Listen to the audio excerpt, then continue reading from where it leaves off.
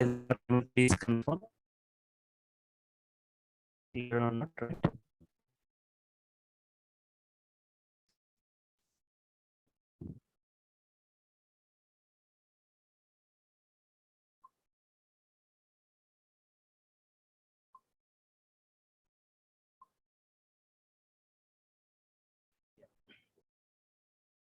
Yeah, can anyone please confirm whether my voice is clear, whether my screen is visible or not, right?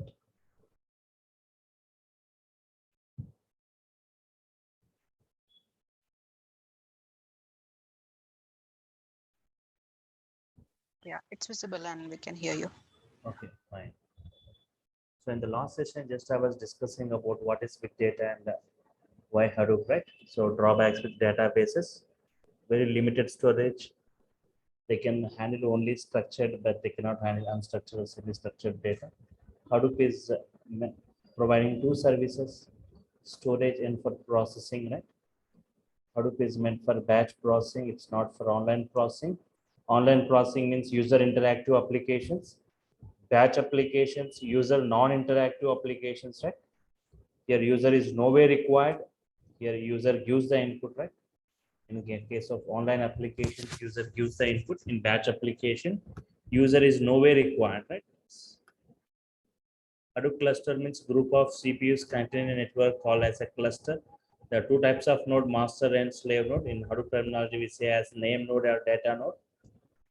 So what are the master node responsibility, like task assignment, load balancing, fault tolerance, and health monitoring, right? Data node responsibilities, storing the data, processing the data, right? In Hadoop, data stored within the slaves and data processed by the slave nodes. Right? Hadoop follows single master, multiple slaves, right? Hadoop advantages. Unlimited data storage is possible in Hadoop. Very high speed processing because of parallel processing. Can handle all the varieties of data. It's an open source, no licensing required, right? Why databases like Oracle cannot support unlimited data storage? Why databases like Oracle cannot support unlimited data storage? Because so there is a limit on these databases, right? They can go up to some extent, like most of the databases can go up to 256 slaves. Beyond that, it's not supported, right? But there are some specialized databases like Teradata, Netija, Vertica, which can go with 1024 slaves. But still, there we cannot say that unlimited data storage is possible in that. So there is no limit on the number of slaves that Hadoop can have. So I was saying Yahoo, when first time implemented Hadoop, went with 4,000 slaves, currently going with 12,000 slaves. Facebook, when first time implemented Hadoop, went with 8,000 slaves, currently going with 42,000 slaves, right? Yes. And the processing point of view, the storage point of view, Hadoop has proven that there is no unlimited number of slaves. But processing point of view, right?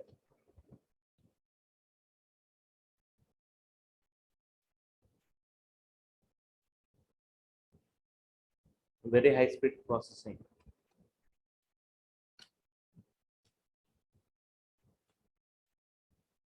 Very high speed processing because of this parallel processing. Yahoo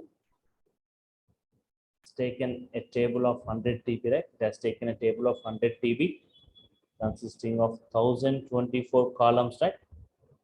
Fast sorting based on 16 columns. What is the time taken by various databases, right? Like Oracle has taken 3.5 days to process, MySQL like 6 days, Teradata like specialized databases like Teradata, Netija, they have taken like 4.5 hours and 3 hours, but Hadoop has just taken 3 hours, right?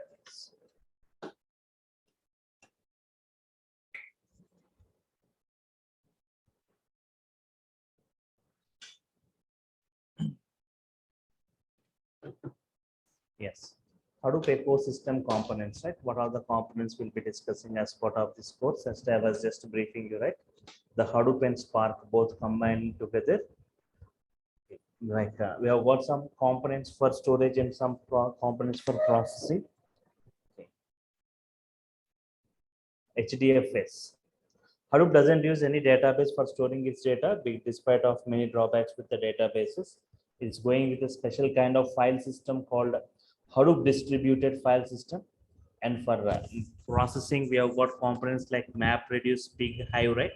All these three, they are used for processing, right? All these three are used for processing. Even Spark also meant for processing. So in hive is mostly used where is a kind of data warehouse kind of environment in the Hadoop framework, where we are going to create a tables and we are going to query the data. So we have got different types of hive tables, internal tables, external tables, partition table, non-partition table. So even like performance tuning mechanism for improving the query performance, partitioning, bucketing, indexing, right?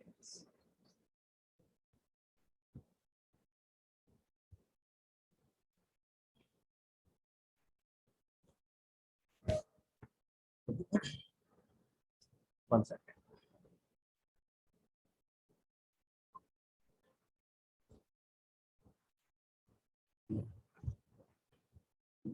So, and components like scoop. Scoop means from where you are going to pull the data from. How Hadoop is going to get the data from, right? It is going to get the data from.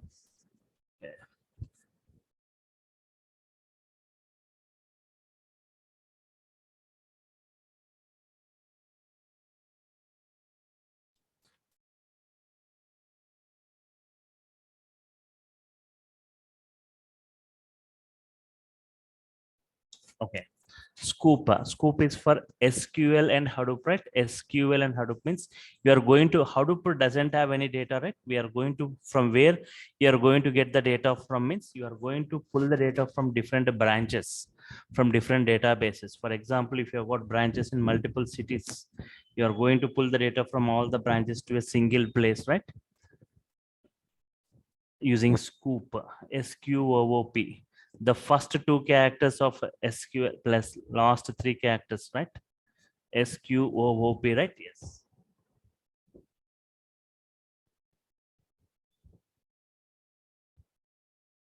Import or export operations, right? Yes.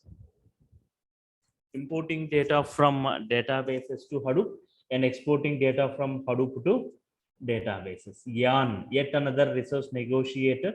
So Yarn architecture, Yarn processing, there are some architectural changes we see from Hadoop 2 version onwards to work on the drawbacks in the previous versions.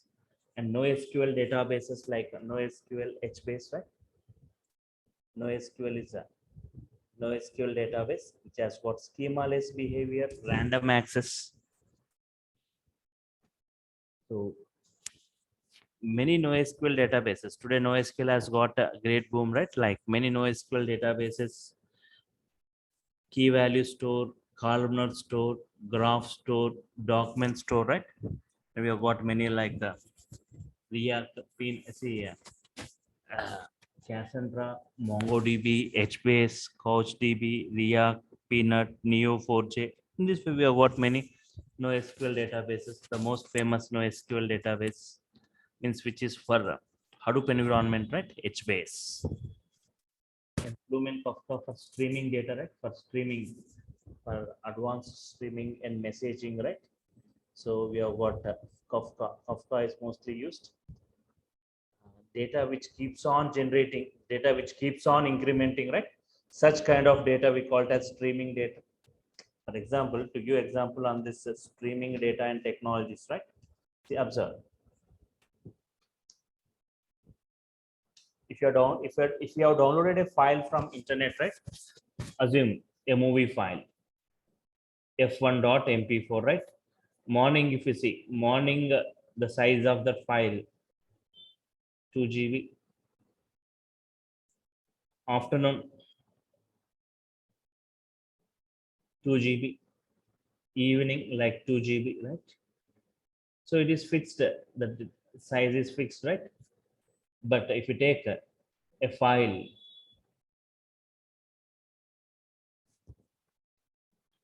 for example, F2 file, for example, like webcam or CCTV, right? Morning, the file size 2 GB. Afternoon,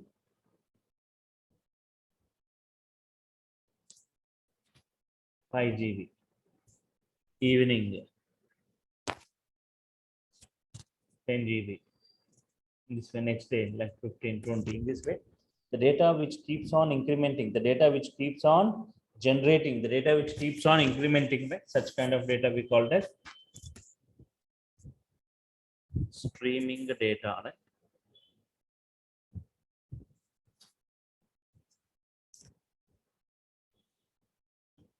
Zookeeper for controlling and coordinating all these components, right? And coming to the Spark also, right? Spark in brief we'll be discussing with Scala programming. Excuse sir. Yes. So what do you mean by Hbase, sir? Hbase is one of the NoSQL database. Many NoSQL databases are there in Hadoop. We'll be discussing Hbase is one of the NoSQL database. Means like Cassandra, MongoDB, we have got Hbase, one of the NoSQL database. Means this database, what is the advantage of NoSQL means? For example, in SQL, you got some 4 columns: employee ID, employee name, salary, designation. Okay. Employee ID 101, employee name Ajay, salary some 60,000, right? Designation some assistant manager, right? But if I want to add a new column, right? Department number, I need to alter the table schema, right? I need to alter the table schema. Here, every time if you want to modify or if you want to add a new column, we need to modify the entire schema. So, but in the case of NoSQL, each column will be taken as row.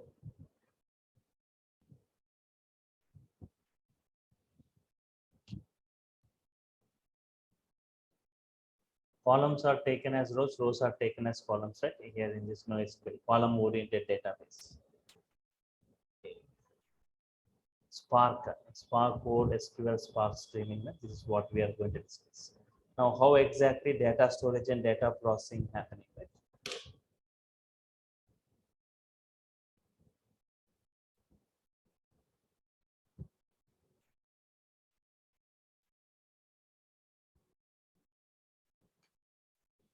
How exactly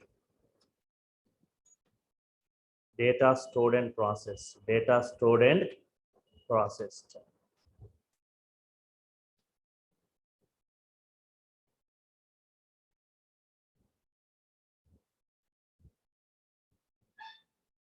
How exactly data stored and processed within the Hadoop? In Hadoop,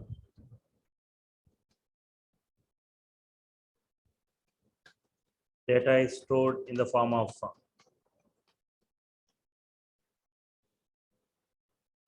in Hadoop, data is stored in the form of files.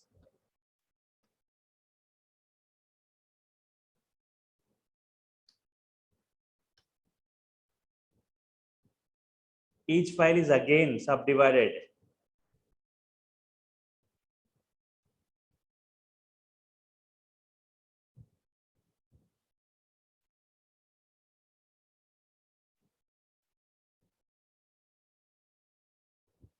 Each file is again subdivided into blocks. Default block size.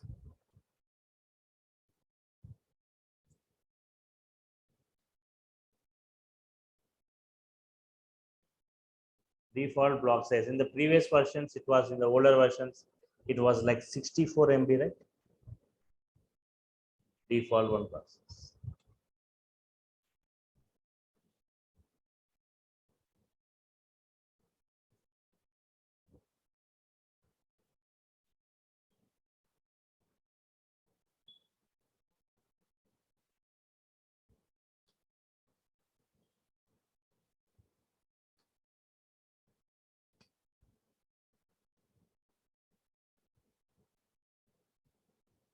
from Hadoop 2.x, default block size equal to 128 MB. Data is divided into files. File is again subdivided into blocks. These blocks are distributed across multiple slave machines.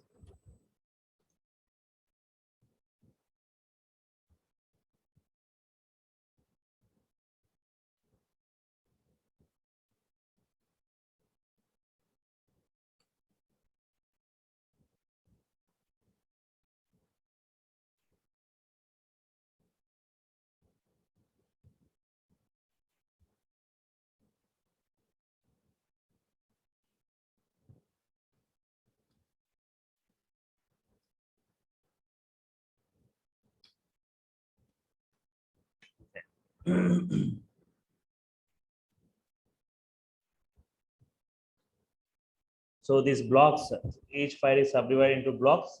These blocks are distributed across multiple slaves.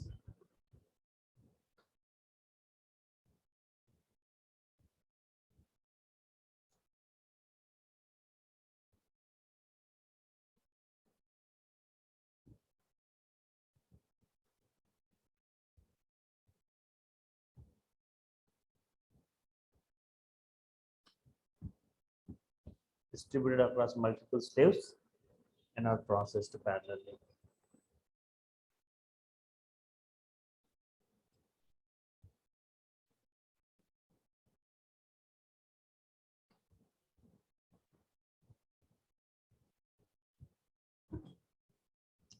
Okay, just observe this diagram, right, to make you understand how exactly the data storage and data processing happening, right? For example,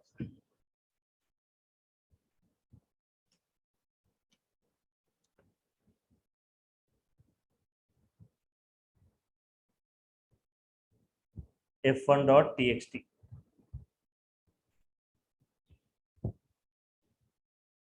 Assume that the size of this is 200 MB.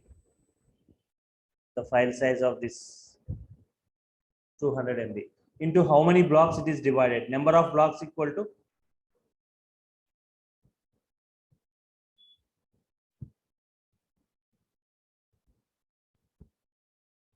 file size by default block size.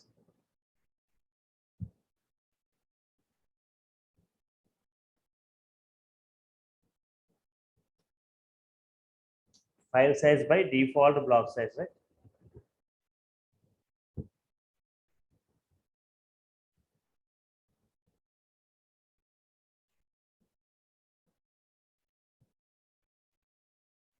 Think that the default block size is 64 MB.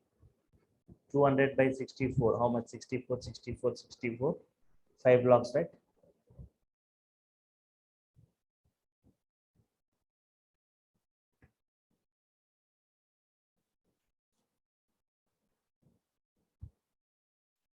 Or 4 blocks, sorry.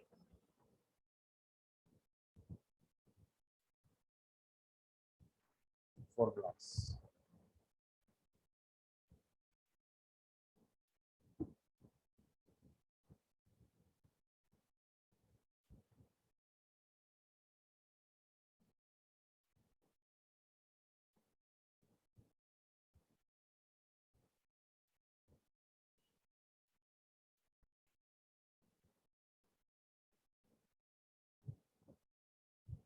B1 block in slave 1, B2 in slave 2, B3 in slave 3, B4 slave 4.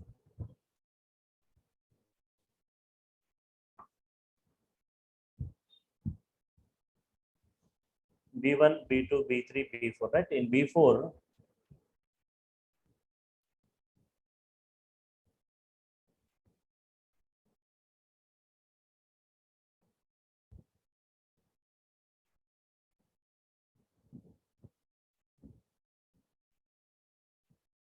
two 200 MB by 64 means 64, 64, 64.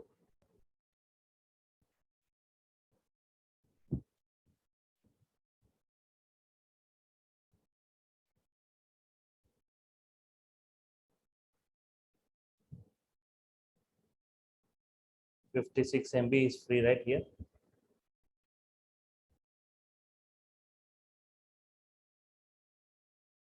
I got a file of 200 MB. Into how many blocks the file is divided means file size by default block size. File size is 200, default block size 64. 4 blocks distributed across 4 slaves. Okay, 64. This consists of 64, 64, 64, 60. It is 68 MB, right? It is only 8 MB.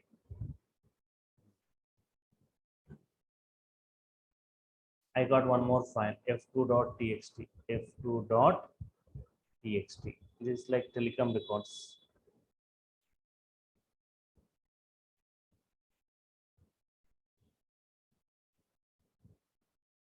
Telecom data, right? This first record is from banking data.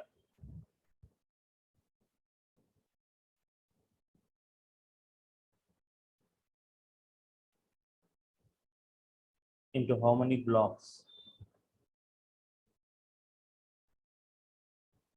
I think that f2.txt size is 192 MB.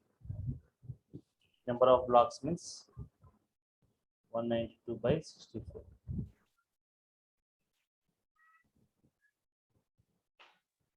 How many blocks? Exactly 3 blocks, right? So, Vijay, this blocks is indicated to number of slaves.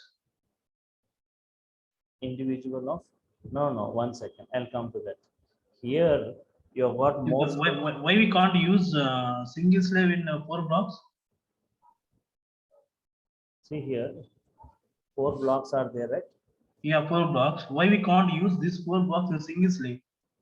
B1, B2, B3, B4. You are saving B1 in slave 1, B2 in slave 2, B3 in slave 3, B4 in slave 4. Okay. Okay. For example, I'll give a labor example to understand it, right? So here you got a worker, constructional worker, right? One Okay. job. You are divided into 4 tasks and want to give to 4 labors.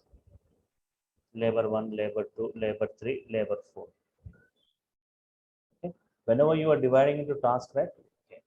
So think that it's a okay. Some worker. So here some data. So your data is there, right? Consisting of some n number of your data. So for this D1, D2, D3, D4, you are providing some data to each of the persons, right? Each of the people. So D1, D2, D3, D4. Okay. So they are doing parallelly, right? Yeah, they are doing parallel. But what I'm asking, Yes, see, yeah, the I blocks understand. are 4 numbers, Yeah, and understand. slaves also 4 numbers, or it has to be one slave. We have four blocks. System 1, system 2, system 3, system 4. 4 systems are there, right? Okay. 4 slave systems are there, right? So here, if your data, if you are storing B1, B2, B3, B4, 4 blocks, data is divided into 4 blocks. Okay. All the blocks, if you are storing in the single slave, right? Yes. You are Yes, storing I'm asking that's one. that Why is we not? Why we can't store all the blocks in single slave? Why we have to go with splitting with one by one?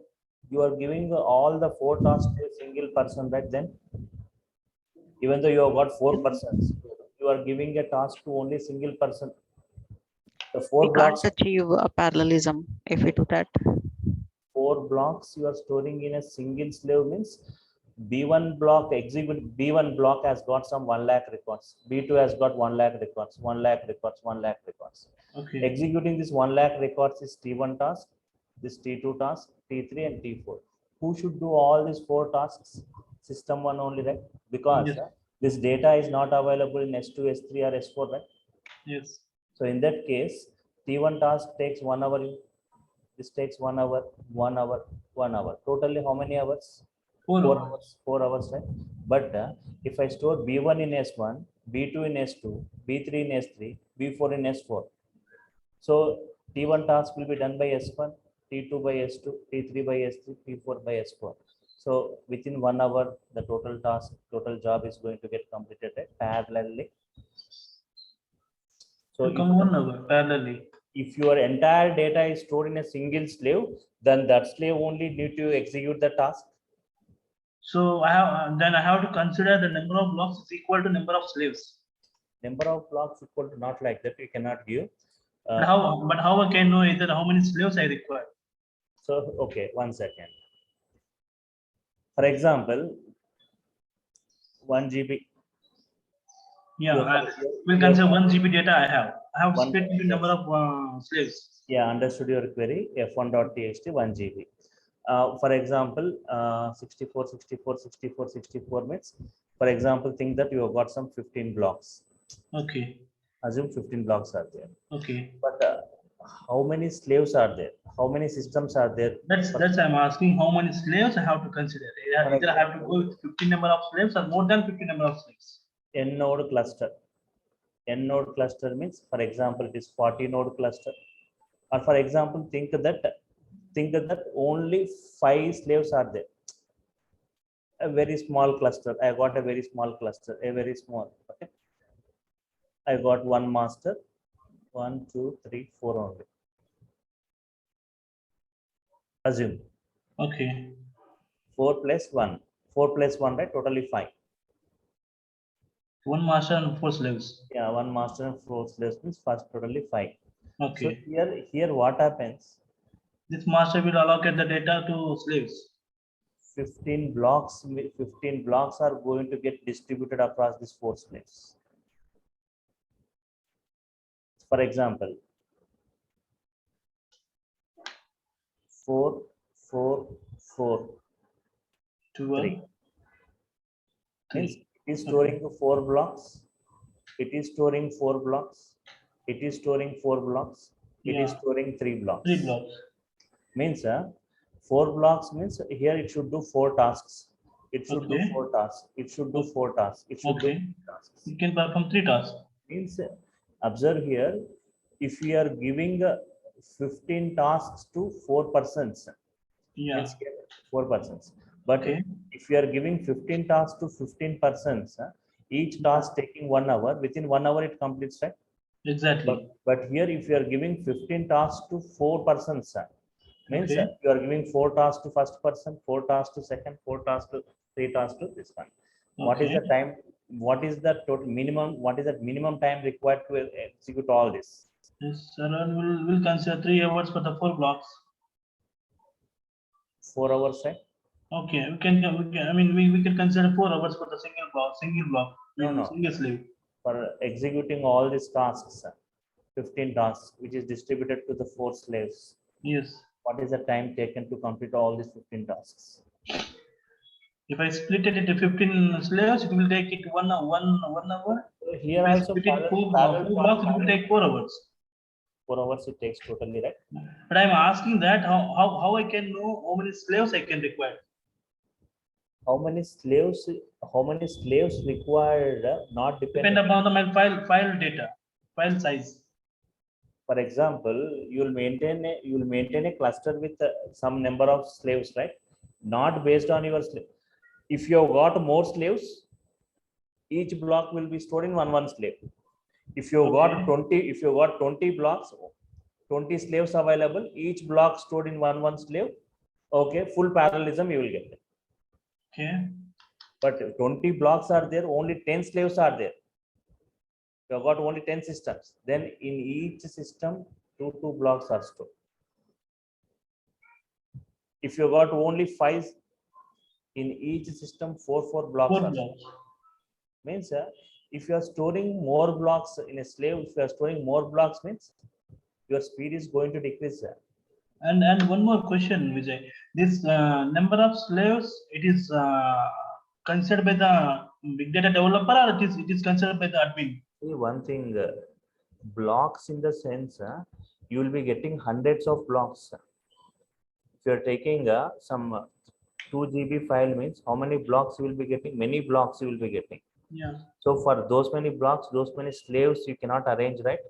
So if you have got some 40 slaves, 40 systems, right? How many blocks you are getting? Either you are getting 100 blocks or 150 blocks. All those, they are going to get distributed across these 40 slaves. they are getting distributed and they are going to get executed. Distributed, the data is distributed and they are going to get executed parallelly. Right? Data is distributed and parallel execution you are going to see. Okay, more slaves. If you are maintaining more slaves, you will achieve more speed. I'm saying. If less slaves, you will achieve less speed. I'm saying. Okay, it's very simple, right? To explain this for a building construction. If you are just assigning 20 slaves, 20 laborers, right? Instead of 20 laborers, if you are extending to 40 laborers, the work will be completed much faster, right? Yeah. If it is But taking 10 see- hours, it takes 5 hours, right? So here also the same thing. Whatever the number of slaves, right? Yeah, see, Vijay, I can go with 30 laborers also. But depend upon the person, he know that one either he has to go with 30 laborers or 20 laborers or 40 laborers. So that I'm asking that slaves we require, how we can know, how we can find it. Daily from the incoming data, right? What is that data value?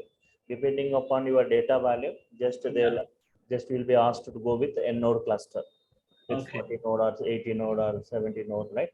You'll be asked to go with those cluster depending upon your data. If your data is very huge, right, you will be maintaining some bigger node that cluster capacity. Always Okay. an average capacity, whatever it is, depending upon your slaves, the data is going to get distributed among the slaves. Okay. If you got only 2 slaves, if you have got some 20 blocks, 10 blocks in one system, 10 blocks in one system, means 10 tasks should be done by the first system, 10 tasks to be done in that. If you got only 2 slaves, if I got only 1 slave, I assume. See, single node Hadoop cluster is there. Single node Hadoop cluster. Multi-node Hadoop cluster. Single node Hadoop cluster means there won't be any parallel processing.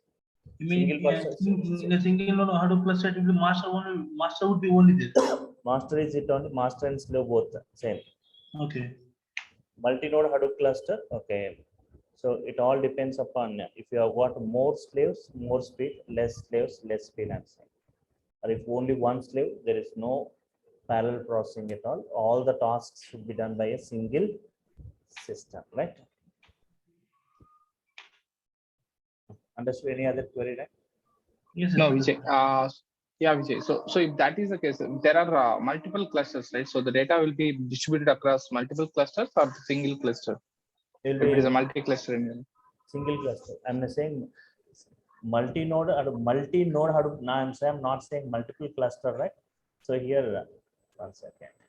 Single node, multi-node. Multi-node means multiple CPUs, multiple nodes. Means within a cluster, for example. Yeah, I got it. Yeah. Multi-node. Multi-node means this entire cluster consisting of 1 node, 1 CPU only.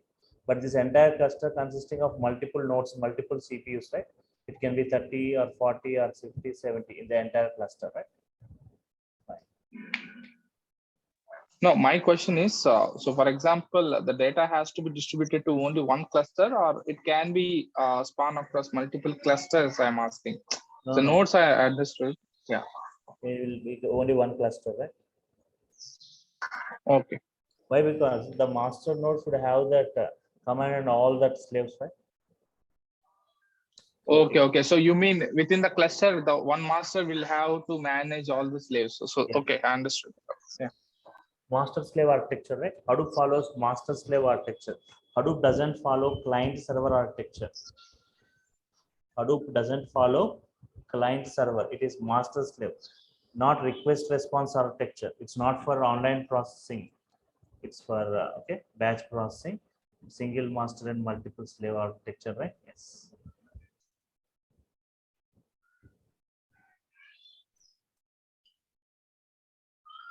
Okay.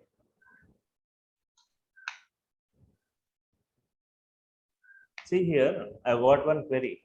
f1.txt 200 MB. Number of blocks into how many blocks means 200 by block size, default block size. 4 blocks you got, 4 blocks stored across 4 slaves.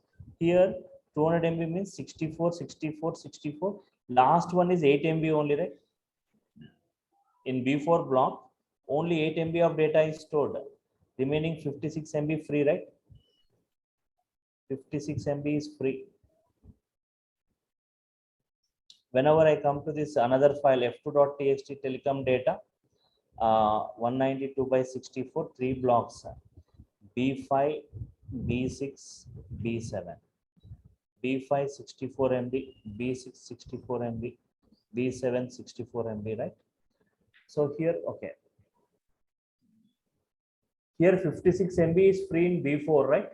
Yes. Only 8 MB is stored. Why B5 data is not stored in B4? Why B5 data is not stored within this B4? Assume if you want to retrieve, if you are retrieving f1.txt, retrieving f1.txt means combining B1 plus B2 plus B3 plus B4. If you want to retrieve f1.txt means you are retrieving the blocks B1, B2, B3, B4.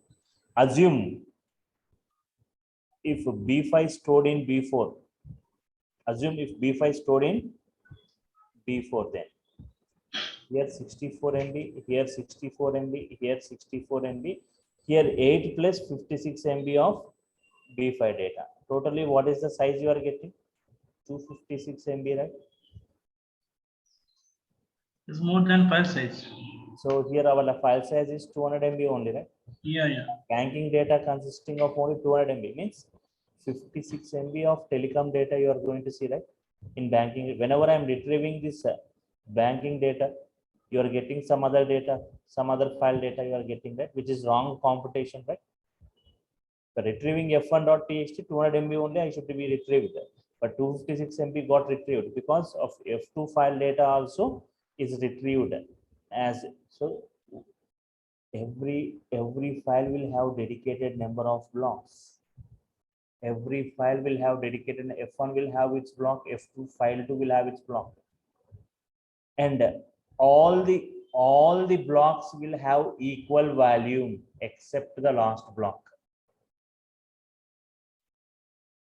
Understanding, right? So here, what are the design principles?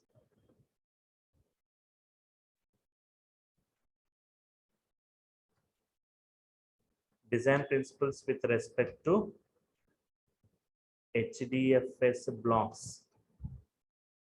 Try to say no. Every file should have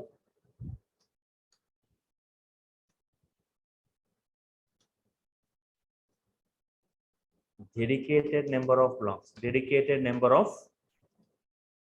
blocks. In a single block, no two files data to be stored. No two files data to be stored.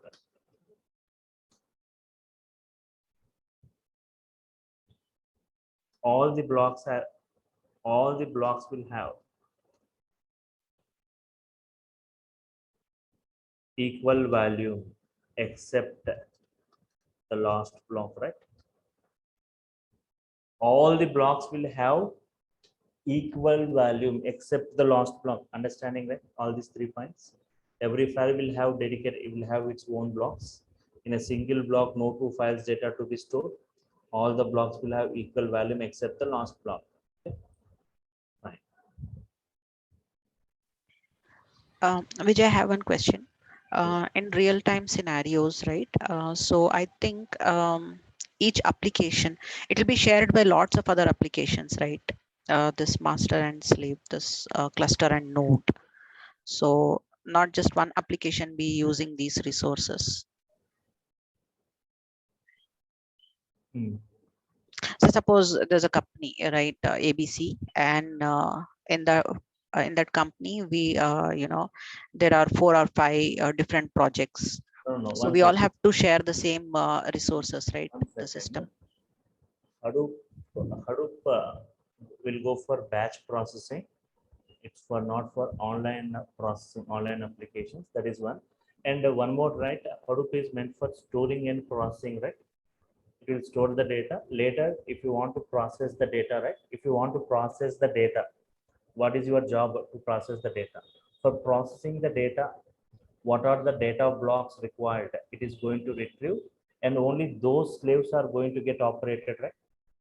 For Yes, processing that is correct. So what I'm asking is, will these resources be shared among different applications, or it Yes. will be application specific?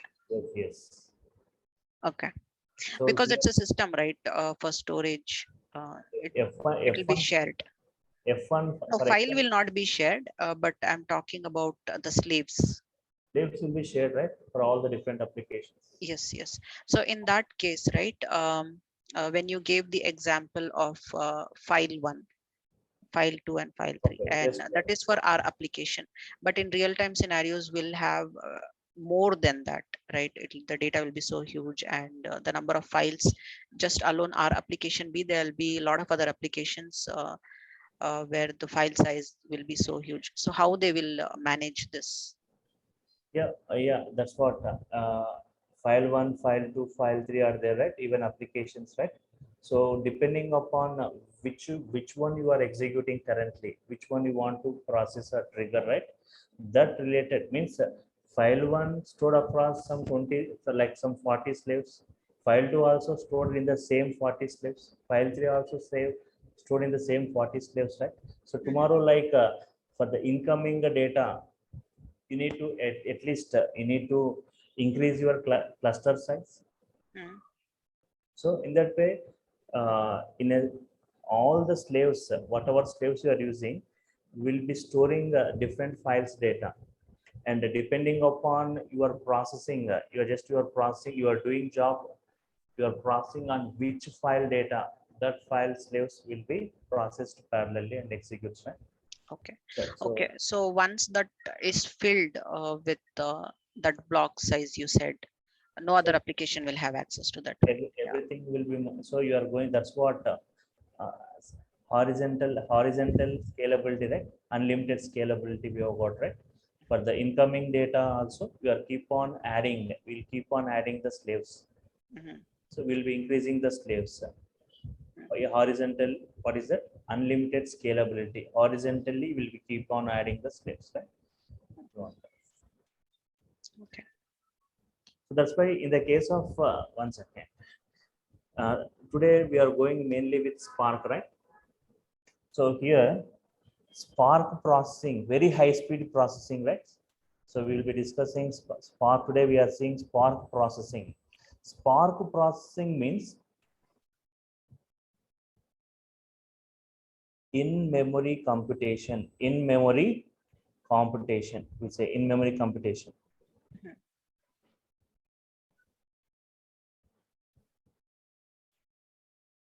Very high speed processing. Spark processing is very high speed because of in-memory computation.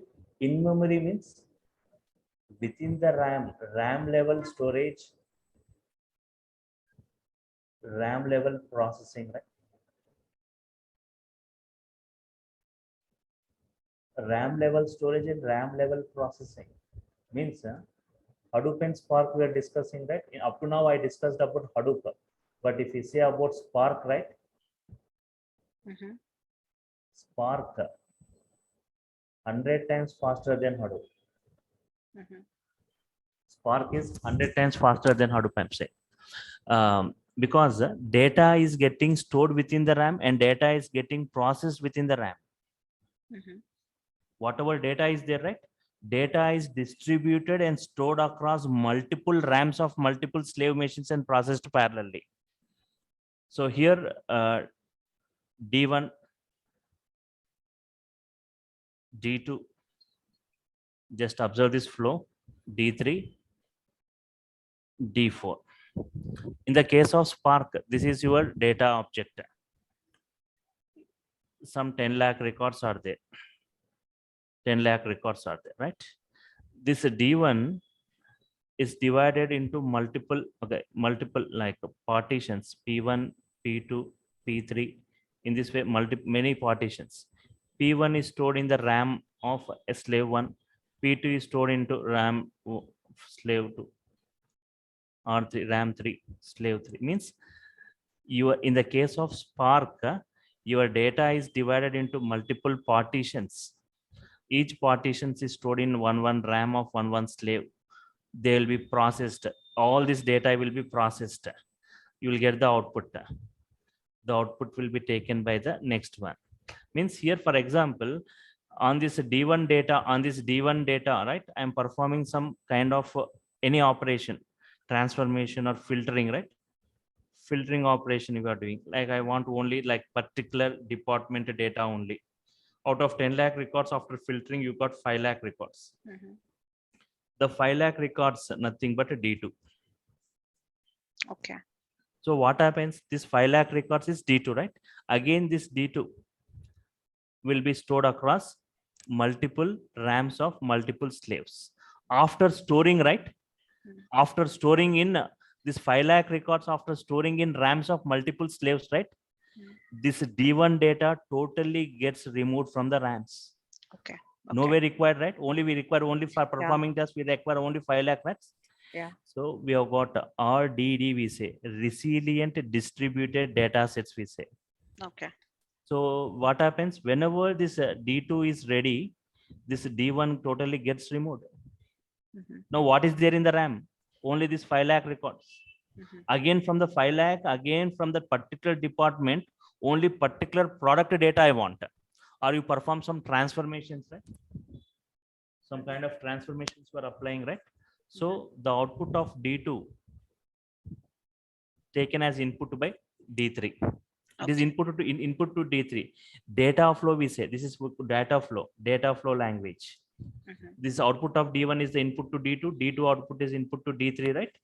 When D3 is ready, it's stored in the RAMs of multiple slaves, right? D2 will be removed from the RAMs.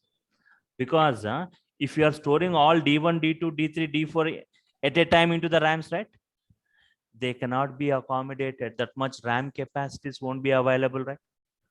Already D1 is a very large storage systems in Hadoop data objects. So D1, D2, D3, D4, all at a time you cannot load into RAM. They gets loaded one by one. First this gets loaded. By the time this is ready, the previous one gets removed. But think that this D3 output is used by D4, D5, D6, and D7, D8, D9. This is the flow, right? So here D4, D7 is using D3 output, D5, D8 is using D6, D7 is using it. Then there is a concept called persistence. Means when D2 is ready, D1 removes. D3 is ready, D2 gets removed. But whenever this D4 is ready, don't remove D3. Okay. Because tomorrow, okay, you have executed this total flow. This total flow was executed. Now next, I want to execute this D3, D5, D8. So here, no need to start from the starting of the track. Directly D3 is available in the RAM. D3 output you take and D3, D5, D8. This flow is enough, right? D3 is there in the RAM, right?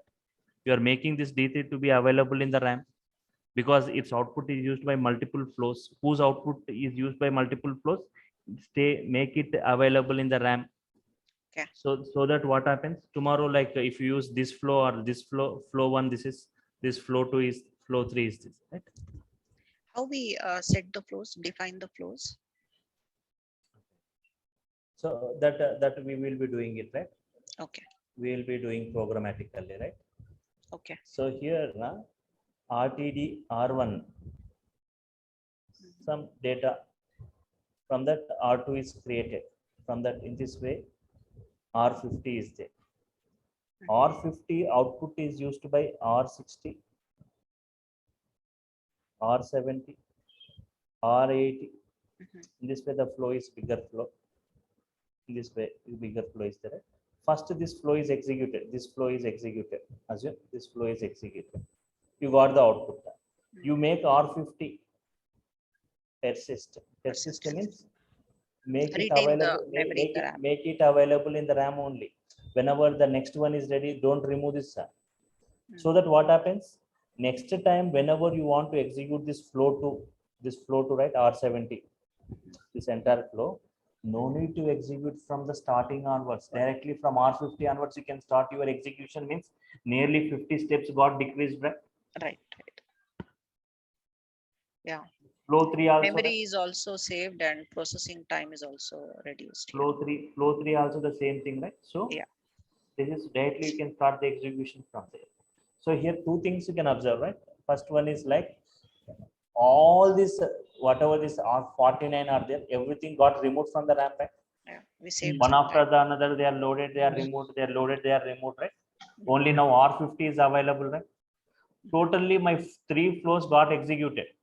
Mhm. For this, for assume that for this first flow 60 steps you did, but for the second flow 60 steps not required, only Not 10 required. steps, right? Mhm. Yes. 50 or 20 steps, right? 20. Yes, 20 steps. And for this 50 to 80 30 steps only, right? Means here 50 steps are reduced, right? In the second flow, the third flow also 50 steps, means totally these many steps are reduced, right? Totally if I execute the 3 flows, totally 100 steps are reduced. Right. That is one. So we are going to see very high speed because of RAM level storage, RAM not disk level storage, right? Generally data stored is in the disk, right? Or disks. But here within the RAM level you are storing the data, and within the RAM level you are processing. That's why very high speed processing you are going to see Okay. in Spark. That's why Spark has got very high boom today in today's market, right? So RAM is faster than disks, right? Yes, RAM is faster than disk. RAM processing is faster than disk processing, right? Okay. Memory, that's what you will see in mobile phones, right? How much is your RAM capacity? Mhm. 4 GB RAM, 8 GB RAM, right? Here also the same thing. Spark is very high speed processing, totally like in memory computation, means in the memory level only storage and processing. But once your 3 flows execution completed, flow 1, flow 2, flow 3, Mhm. this R50 is there. Think that you can unpersist it. Okay. Once your job is done, you can unpersist. Now what is there in the RAM? No, nothing is there in the RAM, right? Yeah. Now again one more flow you will execute again, R1, R2, R3. If any other job, if you want to trigger, you trigger it again, it executes from the R1, R2, R3, R4. Finally, once the job completed, the last which one is persistent, again the RAM will be empty. So every time, this what we say resilient distributed data sets in the case of Spark processing, right? Okay. So whenever the next one is ready, the previous one gets removed, right? That is Spark. So we'll revisit this, right? How we set these persist and other stuffs. Pardon?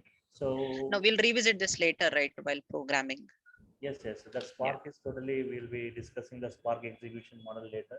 Okay. Just I was showing you, right, that in memory computation is how the storage and processing. Just Okay. in Hadoop, any file is there, the file cannot be accommodated in a single slave.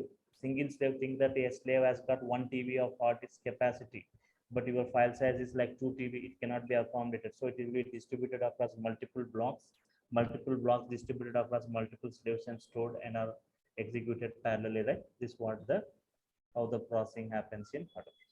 So Okay. tomorrow, like in the tomorrow session, I will be discussing different cases. What happens if your slaves are more, blocks and slaves are almost equal? If blocks are more, slaves are less? If different cases, like 3 cases I'll be taking, and I'll be discussing exactly how exactly the storage happens first, next how that processing happens there. For example, there is one more thing you need to observe. The main this is master, multiple slaves, right? Multiple slaves, slave 1, slave 2, slave 3, slave 4. Your file f1.txt, it's a banking data. Your data is distributed in s1, slave 2, slave 3, slave 4. Okay. When t1 task executed by s1, t2, t3, t4, 4 tasks executed by 4 slaves parallelly. Mhm. But as these are machines, right? Machines, slave machines. Suddenly, when executing parallel execution, when 4 tasks executed by the 4 slaves, suddenly if any slave goes down, right? Mhm. As they are machines, Yeah, platform Think issues. that there are some 10 lakh records in this, 10 lakh records in this, 10 lakh records distributed across each step. This 10 lakh records are lost, right? Lost. 10 lakh bank, if it is bank sensitive data, right? If it is sensitive data like banking data, there is a big loss. But if it is insensitive data like social media data, Facebook data, it's not a problem. But if it is banking data, sensitive data, right, there is a huge loss, right? Two things you can observe here. One is data loss. Second thing is this T2 task gets failed, right? If your T2 task failed means your job also failed. Job also failed, process fails. If all this T1, T2, T3, T4 executed successfully, then only your job Correct. finished. If any one task failed means your job also failed. Means here, if any slave goes down, your task is failed, your data is lost. So how Hadoop is able to overcome this kind of thing, right? So there is a concept called replication and fault tolerance in Hadoop, right? Using which we can overcome this kind. Right? I'll be discussing in the tomorrow session about that with multiple examples, right? Yes. So any other queries as part of today's session? Anyone? So tomorrow I'll be just showing you more examples for your better understanding of this storage and processing in within this Hadoop, right? How these files getting divided into blocks, how the blocks are distributed across the slaves, and how the processing is going to happen with multiple cases. I'll be discussing some 4 to 5 cases tomorrow, and also like fault tolerance mechanism. If there is any slave gets failed, how Hadoop is without the task failure, without the data loss, how Hadoop is going to process the data, right? Okay. And that is one thing. If slave 2 is down, you will have many other slaves available. Assume that. Tomorrow my discussion will be if there are, for example, 10 faculties, 10 teachers. If any one teacher is absent, the other teacher will be replacing that class, right? She will be Exactly. the class, right? For running. Here also, if you take like 10 slaves, one slave down means another slave will be performing the same task, right? Of it. That is one that I'll be discussing. But if one slave is down, another slave will be there. If 2 slaves are there, other many slaves are available, right? But if your master is down, who is going to assign the task to the slaves, right? Master. Total everything taken care by master only, right? Task assignment, load balancing, fault tolerance. If your master is down, then how? Entire cluster is down, right? If your master is down means just like if the king is out, right? Then everything is the same way. If the master node is down, entire cluster is down. You cannot perform any storage and processing. You cannot perform any storage and processing. In such case,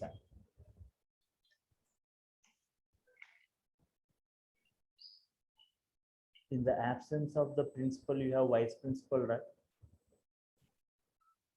In the absence of this master node, name node, you have got secondary name node available. Okay, so this entire thing I'll be discussing in the architectural part, right? Hadoop architecture, storage architecture, and processing architecture. Everything I'll be explaining in brief. So we are discussing it like in a generalized manner. Later in brief, what happens internally within this each node, how this storage and processing is going to happen. Okay, fine.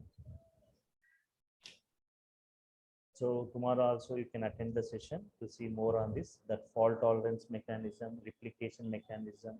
We can increase the block size. I said it's not fixed. We can increase and decrease the block size. Okay, fine. So I'll stop here for today. Meet you tomorrow. More discussion on this Hadoop, right? And Vijay, we didn't receive the second class demo videos. No one has received the videos. Have you checked your For the Google? second, not for one. No, 1 second. Yesterday video, everyone have you received? Can anyone please confirm? Have you checked your Google Drives? The Google Drive shared with me option will be there. Means what all got shared, right? Everything you can see in that Google Drive shared with me.